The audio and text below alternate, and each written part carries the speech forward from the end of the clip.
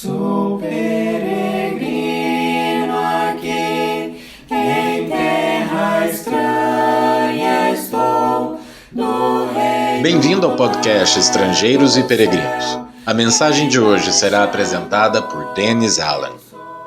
Hoje, depois de refletir sobre um princípio reconhecido universalmente, eu darei a resposta à pergunta 823. Mas eu quero primeiro falar sobre o princípio da colheita. Esse princípio, como falei, é reconhecido universalmente porque até várias religiões que não têm nada a ver com a palavra de Deus reconhecem a mesma ideia. Provavelmente você já ouviu falar de karma, a ideia que alguém recebe a consequência dos seus atos. Esse princípio, biblicamente, tem as suas raízes em Gênesis capítulo 1, na criação. E observamos esse princípio em praticamente todas as esferas da vida e até da natureza. No aspecto espiritual, quase todos diriam que acreditam de alguma forma nesse princípio. Mas, na prática, poucos vivem conforme essa confiança. Vamos refletir sobre esse princípio da colheita. Nós entendemos esse princípio muito bem na agricultura. Se plantar milho, vai esperar uma safra de milho. Nenhum agricultor planta milho com a intenção de produzir cana-de-açúcar.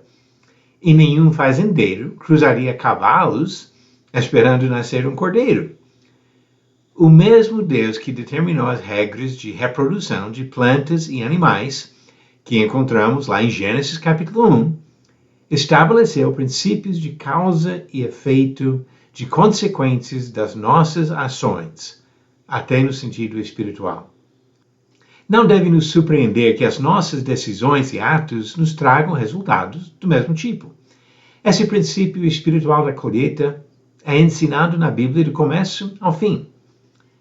O livro de Jó foi possivelmente o primeiro livro da Bíblia.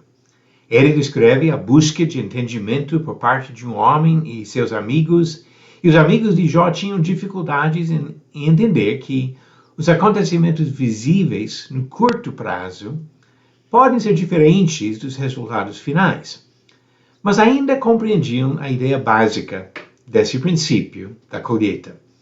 Elifaz disse em Jó 4, versículo 8, segundo eu tenho visto, os que lavram a iniquidade e semeiam o mal, isso mesmo eles cegam. O princípio da colheita. O livro de Provérbios foi escrito quase 3.000 anos atrás. A mesma lei da colheita aparece várias vezes nesse livro.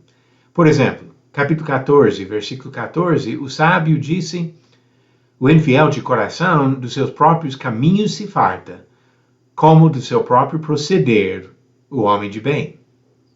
Em outro lugar, ele foi mais objetivo nas suas palavras e disse, no versículo 8 do capítulo 22, o que semeia a injustiça cegará males.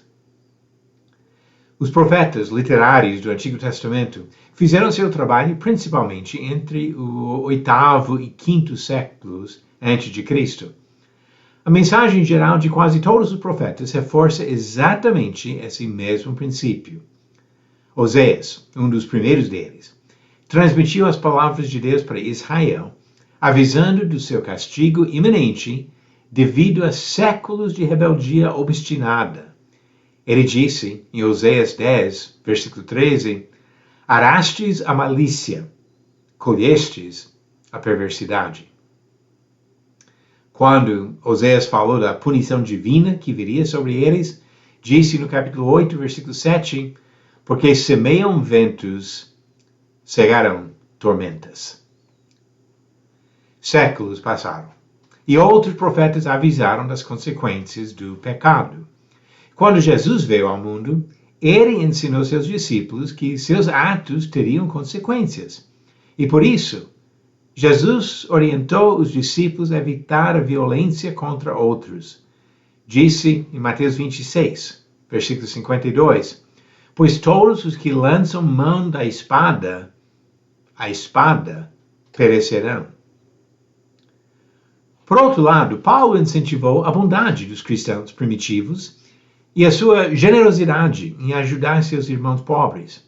Ele escreveu à igreja de Corinto, em 2 Coríntios 9, versículo 6, e isto afirmo: aquele que semeia pouco, pouco também ceifará, e o que semeia com fartura, com abundância também ceifará.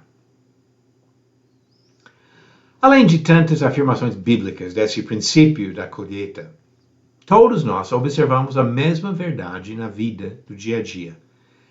Alguém pode escapar de uma consequência temporariamente, mas aqueles que persistem no seu comportamento ceifam o que semeiam, seja para o bem ou para o mal. Apesar de todas essas provas, muitos de nós ainda tentamos negar o princípio da colheita, achando que seria possível praticar o mal e escapar dos resultados. Quando pensamos assim, praticamos um duplo engano. Primeiro, o engano fútil de tentar ser mais espertos do que o próprio Deus. E segundo, o engano fatal de convencer a si mesmo que seria possível escapar da consequência do pecado sem o arrependimento. Paulo falou exatamente desses dois enganos quando escreveu aos Gálatas, em Gálatas 6, versículo 7.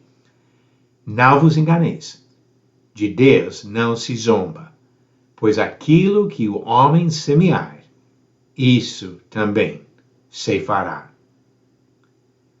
Desde a criação das plantas, em Gênesis capítulo 1, até a nossa vida espiritual hoje, continua valendo o princípio da colheita. A pergunta 823 vem do livro de Gênesis.